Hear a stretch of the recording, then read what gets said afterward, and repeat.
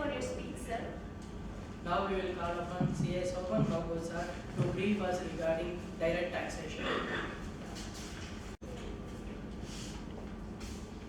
All. In the language comfortable, Tamil or English?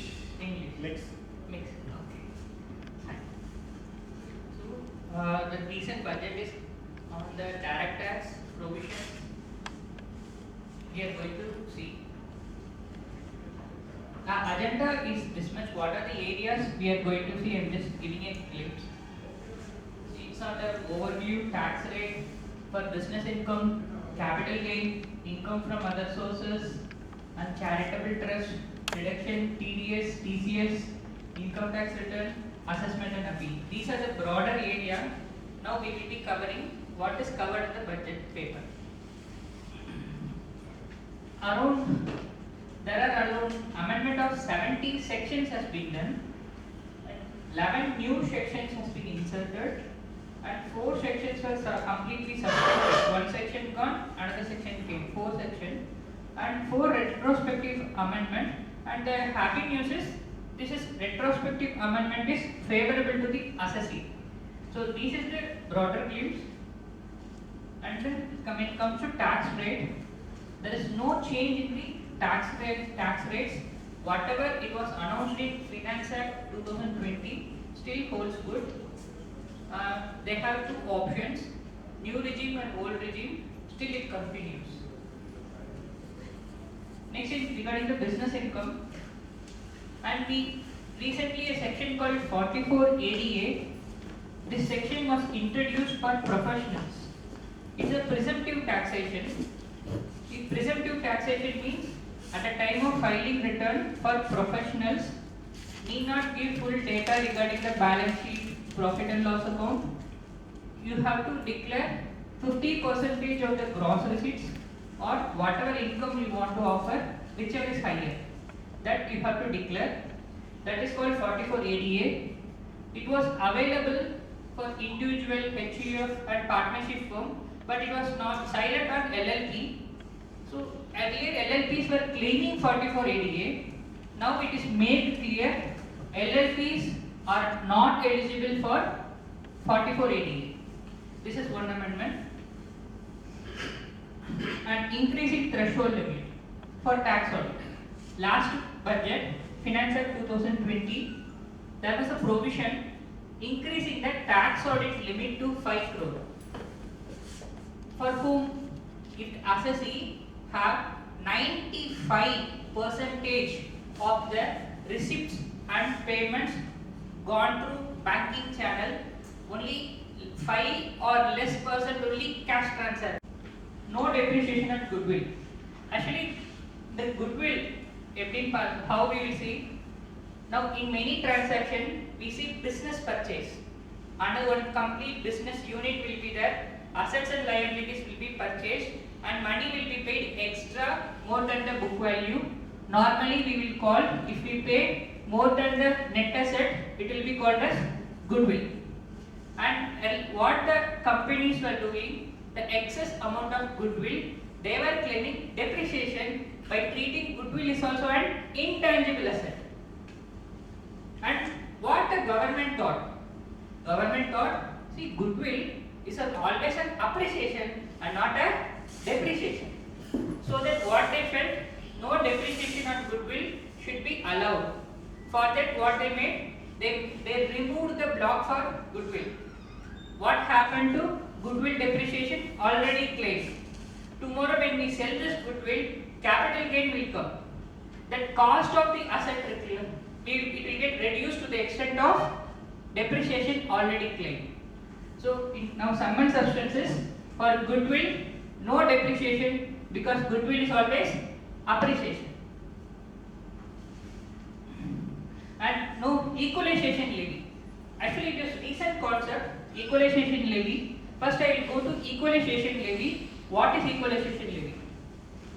Transaction with the non-resident and like e-commerce operator, non-resident e-commerce operator, and payment is made by resident exceeding 1 lakh per year. For an example, like today I think Facebook is having an operation in India. Facebook has opened an operation in India. Before that, Facebook did not have operation in India, but Facebook advertisement money will be paid now, sir, for Facebook advertisement. So whatever money we will pay to Facebook for those types of transaction, if a resident is paying more than 1 lakh, equalization levy was payable. Equalization levy means Facebook will not pay tax. Facebook will receive money. The resident who is availing service from Facebook, no sir, he has to pay 6% to the government. So this equalization levy is not a burden on Facebook. This equalization levy is the burden on the resident who is availing service from a non-resident. So this was the background for equalization levy. Now what happened in this situation? No equalization levy for loyalty or FTS. I'll give a small example. Like in Amazon Prime Video, which there no. Normally it is a subscription based, sir. It's like a subscription based. So same way, there are some e-commerce operator who is not in India. They are in abroad. From India, subscription is paid. From India, subscription is paid. Now what they were saying is, they were covering under section 115A, what says income from a non-resident of royalty and fees for technical service, a separate provision is there. If it is covered in that provision, equalization levy not applicable. Equalization levy not applicable. So what happened now? See, to avoid equalization levy, they have brought royalty and fees for technical service under 115A. So for if you pay to a non-resident, so subscription paid to a foreign e-commerce operator. Subscription paid to a foreign e-commerce operator, no equalization levy. It's now very clear. And regarding the capital gain, okay, slum sale. Have you all heard about slum sale, sir?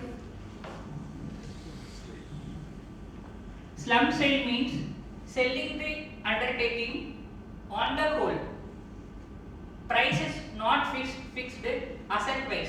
Price is fixed consolidated. There will be a business unit A which will have assets and liabilities. Another party will say, I will pay 2 crore, give me the business. So the price is fixed not on asset basis, price is fixed on the whole. That is called slum sale. Now what has happened? See, slum sale is applicable only where there is a sale transaction. Only where there is a sale transaction. Now our advocates or legal people are so intelligent, they will draft an agreement in the way it is an exchange or in any other way to disguise not as a sale. By drafting, they are avoiding the capital gain. It is not by transaction.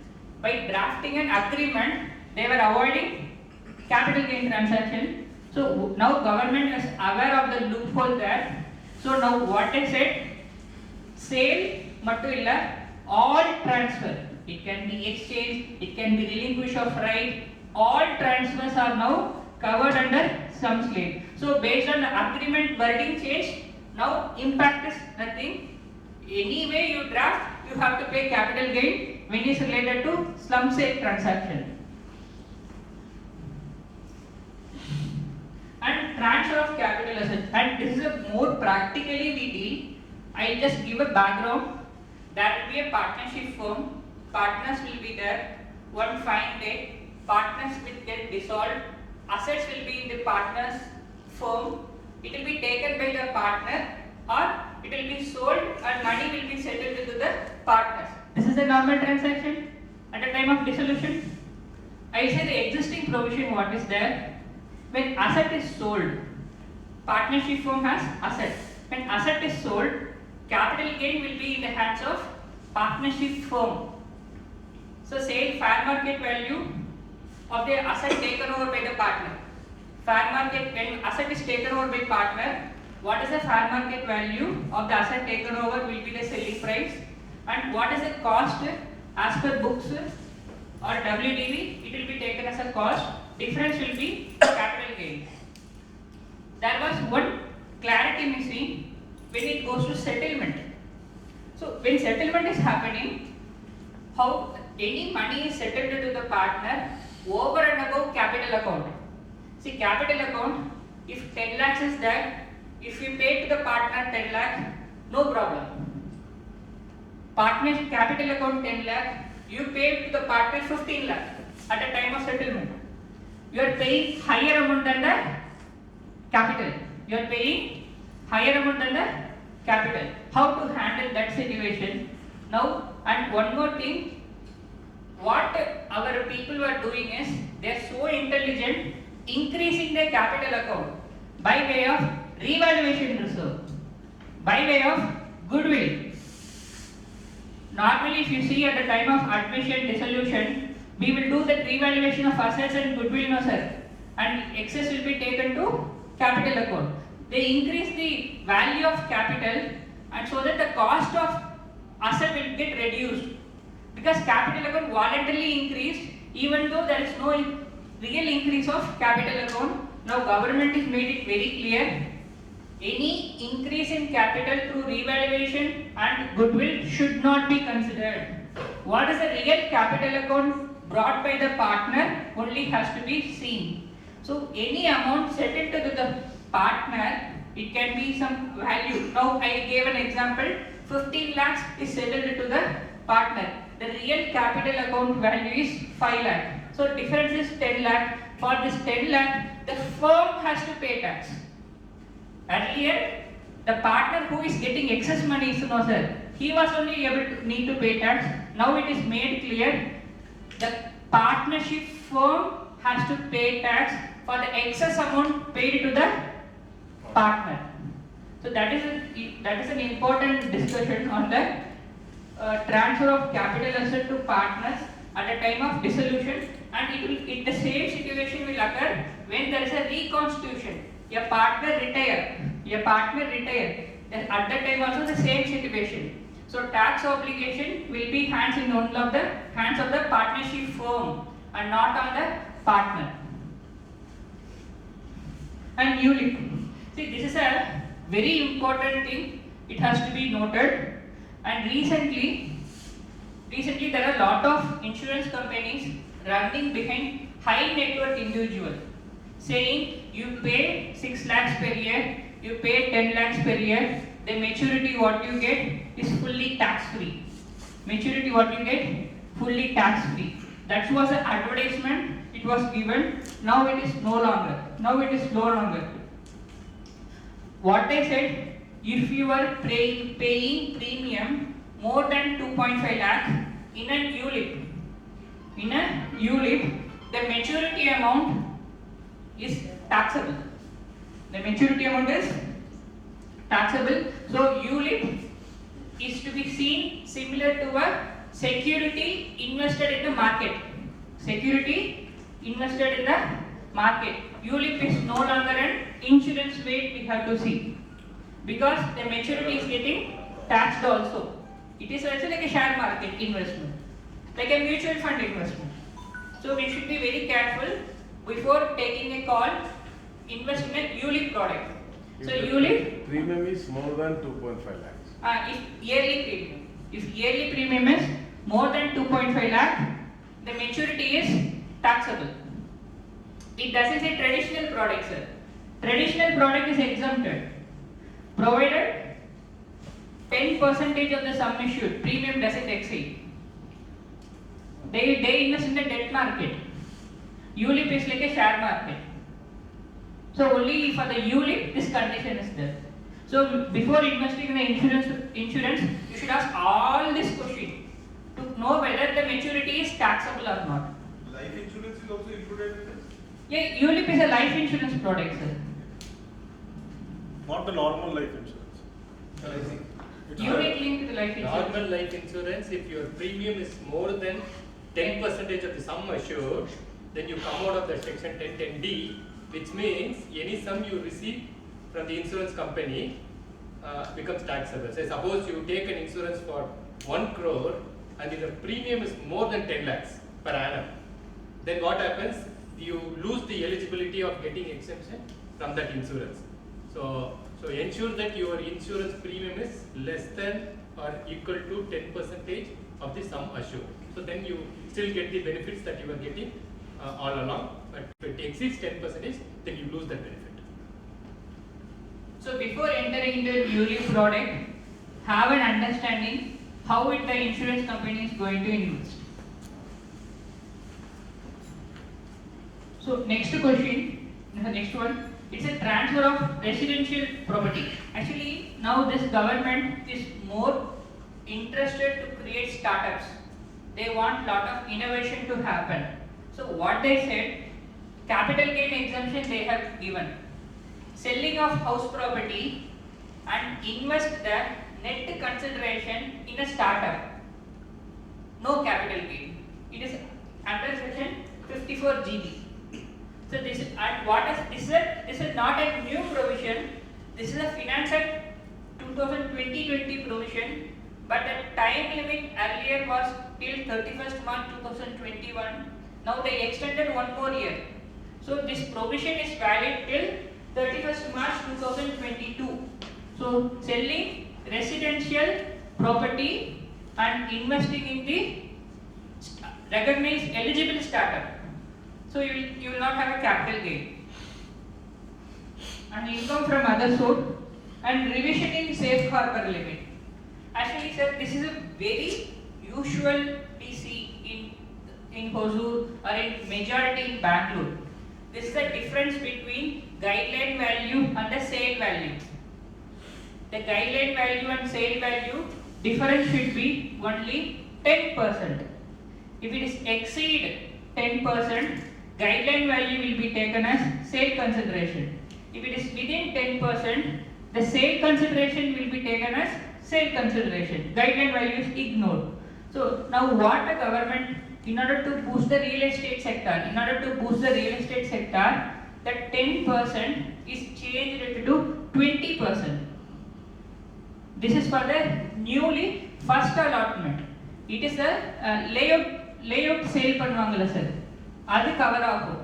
Layout sale. It's not only house, it's a layout which is sale பண்றப்ப this getting covered.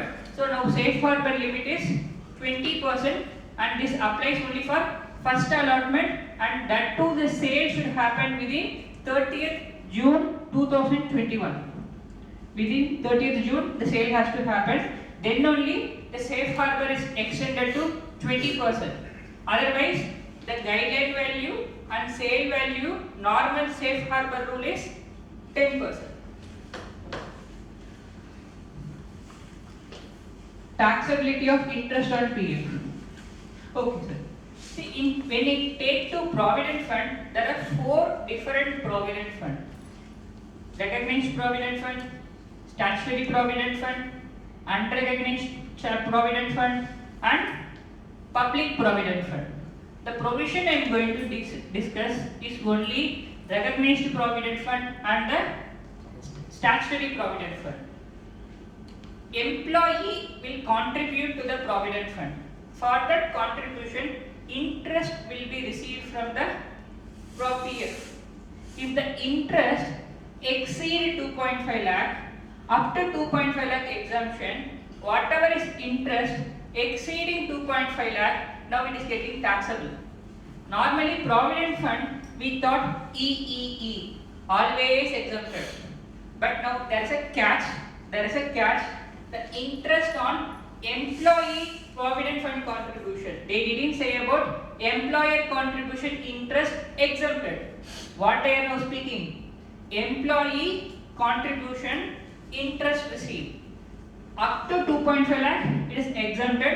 What is received exceeding 2.5 lakh, they have to pay tax under income from other source. And charitable trust. Actually, charitable trust, see, earlier there was big confusion. What normally they will do? An organization will be there running a trust. They will get donation. They will get, take an example of school, they will get school fees.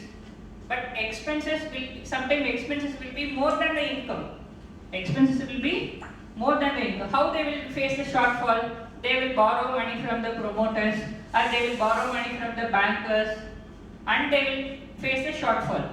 Now government made it very clear, whatever money applied from loan should not be considered as application of income.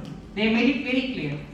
Earlier, the clarity was not there. Everyone will claim even from loan money, they spent also, they will treat under application and they will say, I have applied a lot of money for charity and they will try to carry over for the loss will be carried out for the next year.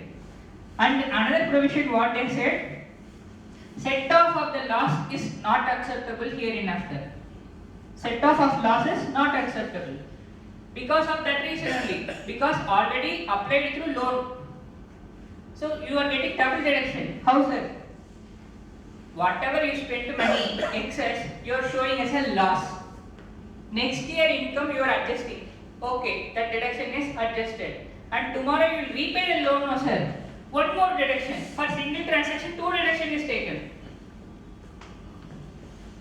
Money, whatever is spent as a loan also application, repayment also application. So the government said, no longer.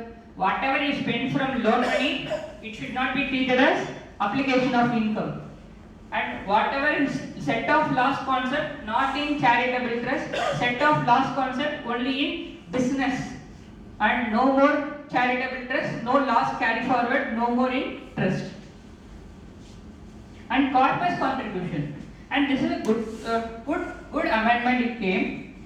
See, normally corpus means money received by the institution for a specific purpose.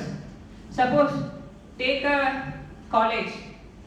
Donation will be received for building purpose. So college should spend money only for building. College should be spent only for building. They should not spend money for any other thing. So corpus they will declare, and what is actually happening is money they will receive and will get in the normal bank account of the college. They will use that money for all the purpose.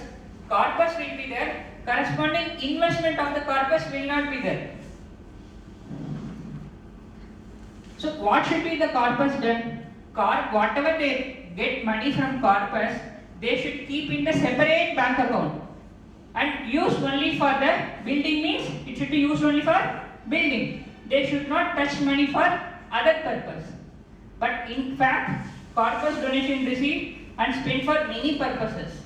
In order to curb that practice, what the government said, if you want corpus donation to be exempted, invest in a separate account. If you invest in a separate account, okay, I will give exemption to you, you don't declare income tax on the corpus fund. And exemption to education institution. See, because of this provision, I feel lots of small schools are getting benefited. The provision is 1023C3AD.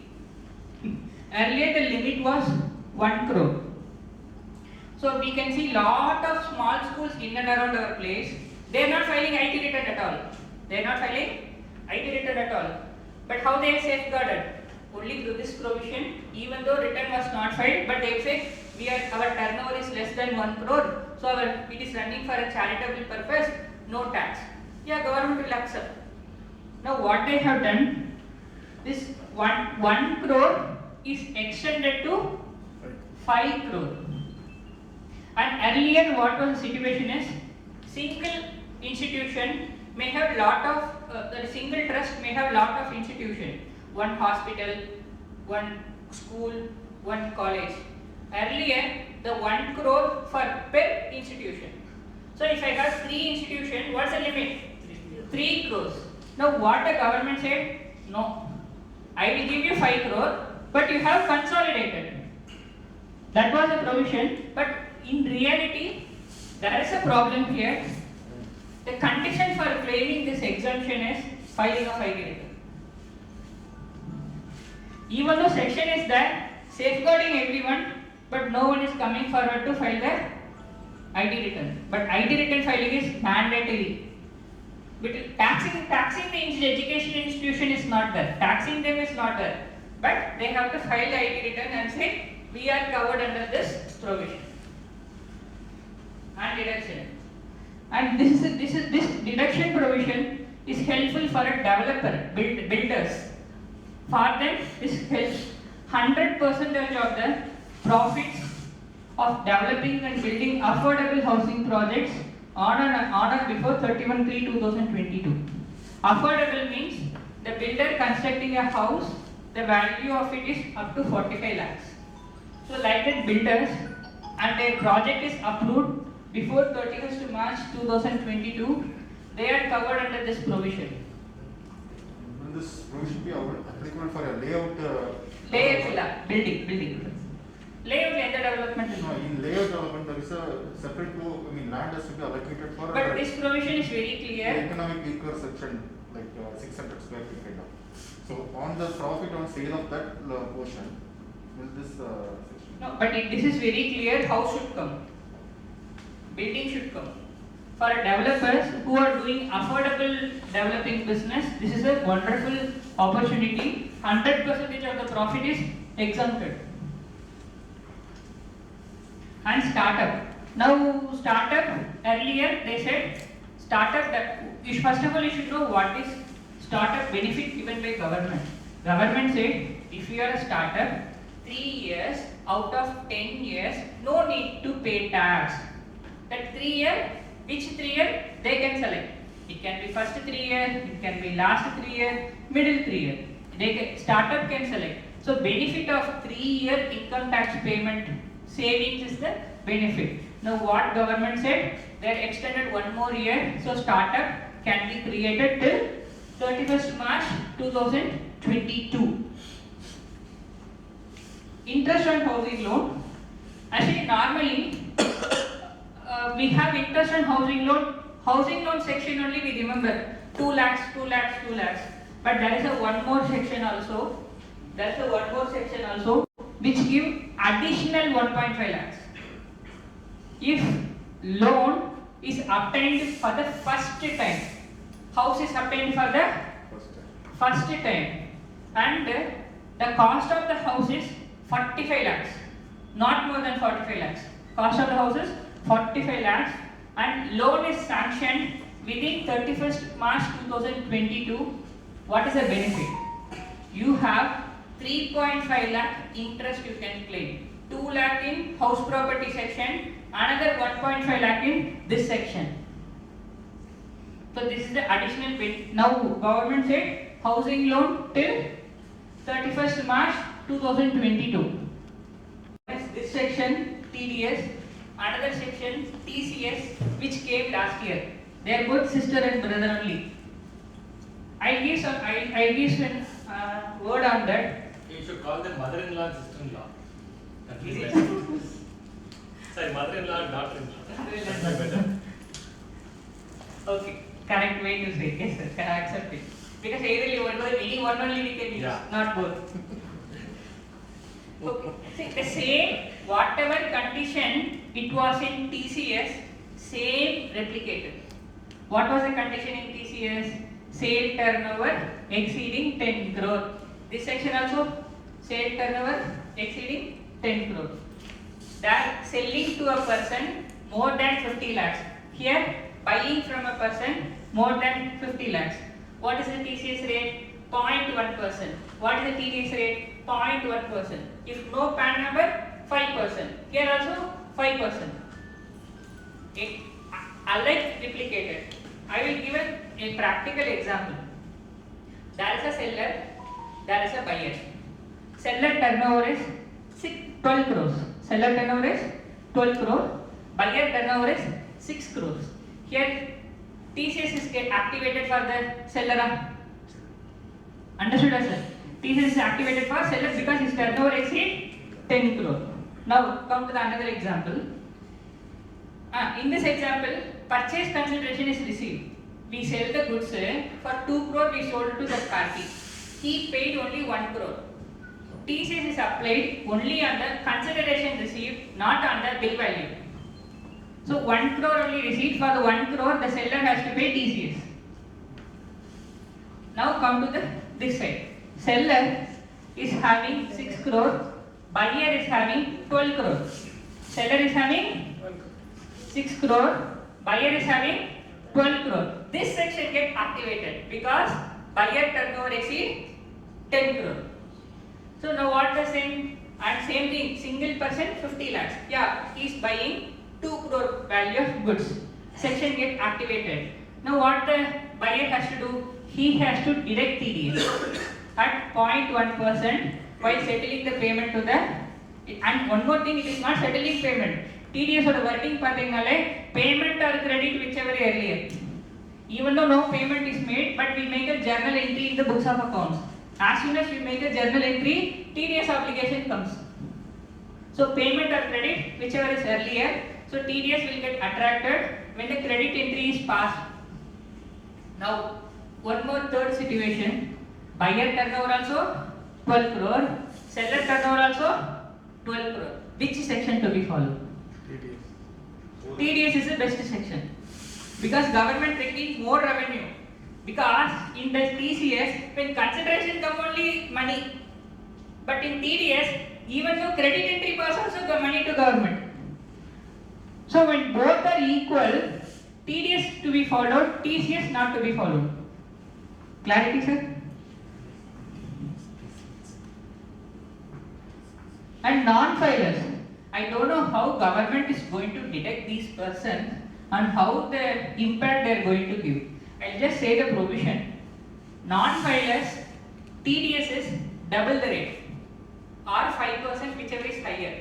Normally rent paid sir. 10% TDS. The landlord is not at all filing return. Landlord not at all filing return. So TDS rate is 20%. So this is for the non-filers and this is the bad provision reading. For the non-filers, the TDS rate is double the rate or 5% whichever is higher.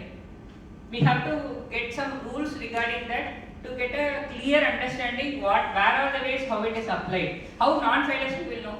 If we go to landlord, have you filed the return, what he will say? Idhila ungalku edukku sir, na kaam kiyam irukken. He will say like this. How practically it's going to get applied, we don't know. Now the way they are going to implement that is, today we have in banks, the banks have facility to find out who are the non-tax payers. So they have given the facility. So this will be extended to all people in business or maybe on a payment, they have not come out to the modality, but the way it could happen is, on a request basis, you will get to know if the taxpayer is if a person is a taxpayer or not. But this facility is currently available with the bankers. Oh. That has been extended to them. I think it is for the 194N. Exactly. So they will have to find out the non-tax, so it is available with bankers. This is all for ease of doing business. No sir, for the collection of government.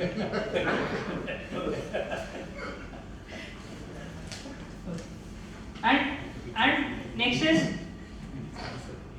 relief from interest for any deficit in advance tax. Actually, earlier we have dividend distribution tax. So recipient dividend was not taxed. Now that section was abolished. So whatever dividend received by the recipient is taxable. Now for that advance tax need to be paid in the next.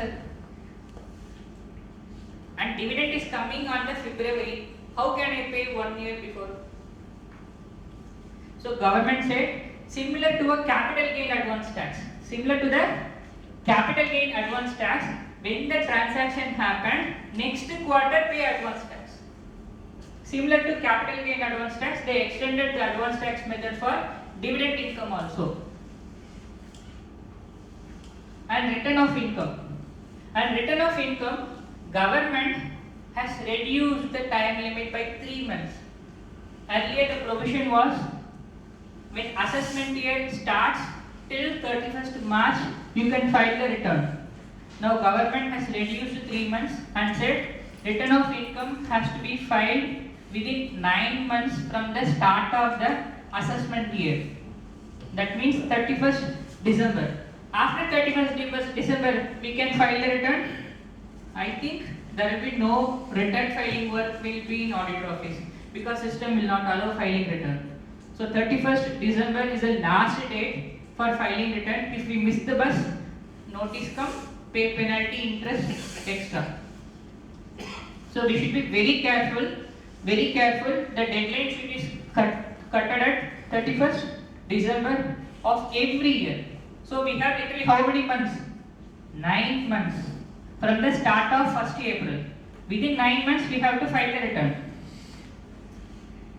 And senior citizen, they have got a good scheme for senior citizen whose age is 75 and above. No return to be filed. Wow, very good. Okay, no return to be filed. They are but they have to pay tax. How? On behalf of them, tax will be deducted as a TDS by the banker. Provided conditions are there, the senior citizens should get income via pension and interest, and he should have only one bank account, not more than one account. He is having interest from State Bank, he is getting interest from PNB. He cannot claim this section. He cannot. Interest should come from single banker. Pension also should come to the same bank account. Then a person whose age is 75 and above, he need not file the return. The tax obligation will be deducted in the income. Balance only will be given to the senior citizen. And processing of the return. So processing of the return, time level is 9 months from the end of the assessment year. So if the assessment year is now it is 2021. 2021 assessment year is going. 2021 assessment year assessment return will be processed within 9 months from 1st April. So within 31st December return has to be processed. And issue of notice. Scrutiny will come now, sir. What is the last date for getting scrutiny notice? Assessment year gets over by 31st March 2021. Within 3 months scrutiny notice should come. Otherwise it is invalid notice. So the time limit of 3 months you should have any scrutiny, you can expect the scrutiny notice within 30th June. If 30th June scrutiny notice didn't come, happy. And completion of scrutiny, and within, government is so ultra, within 3 months scrutiny notice, within 6 months order passed, no longer dragging. So now the total scrutiny has to be completed within 9 months from the end of the assessment year. And issue of notice under section 148. 148 means assessee has earned money, he has not declared to the department. Tomorrow department identified assessee has escaped assessment.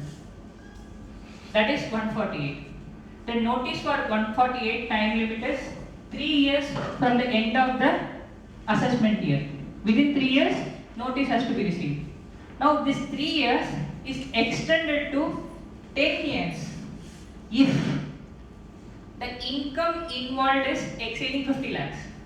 Income escaped assessment, if it is exceeding 50 lakhs, the reopening of the case 10 years is given. If escaped income is less than 50 lakhs, 3 years. And faceless appeal, like how we got faceless assessment, appeal with ITAT also became faceless.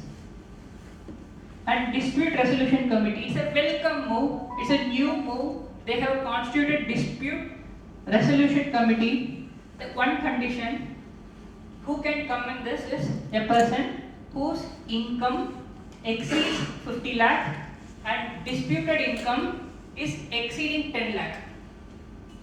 For such a person, you need not go to tribunal, high court, supreme court. Appeal route, you can directly go to dispute resolution, they are there to settle the case. You need not go to the traditional method of high court, supreme court. And last date of filing Vivarsha Vishwas is extended till 28th February 2021. Thank you.